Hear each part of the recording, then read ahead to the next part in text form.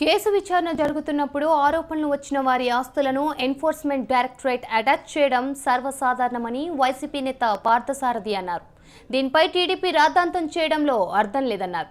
ప్రతిదాన్ని రాజకీయం చేయడం టీడీపీ అలవాటుగా మారిందన్నారు. ఈ ఎన్ఫోర్స్మెంట్ డైరెక్టర్ అనేది ఏదైతే ఆస్తుల్ని తాత్కాలికంగా అటాచ్మెంట్ చేశారంటున్నారో వాళ్ళు ఏమన్నా ఇన్వెస్టిగేట్ చేసి బయట పెట్టారా ఈ ఆస్తులు అని చెప్పేసి అడుగుతా ఉన్నా నేను. జగన్మోహన్ రెడ్డి గారే ఈ ఆస్తులన్నీ కూడా నాయి అని చెప్పేసి అనౌన్స్మెంట్ చేసిన విషయం అందరికీ తెలిసిందే.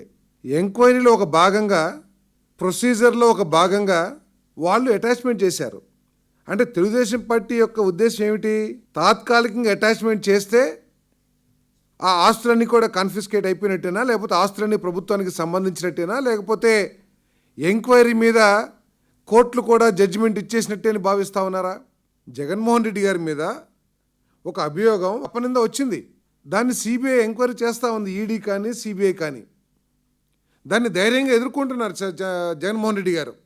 సిబిఐ ఎంక్వైరీ అయినంత మాత్రాన జగన్మోహన్ రెడ్డి గారిని దోషిగా ప్రకటించినట్లు కాదు కదా. ఫైనల్గా ప్రకటించాల్సింది న్యాయ వ్యవస్థ, కోర్టులు. ఆ కోర్టులో కేసులు పెండింగ్ ఉన్న విషయం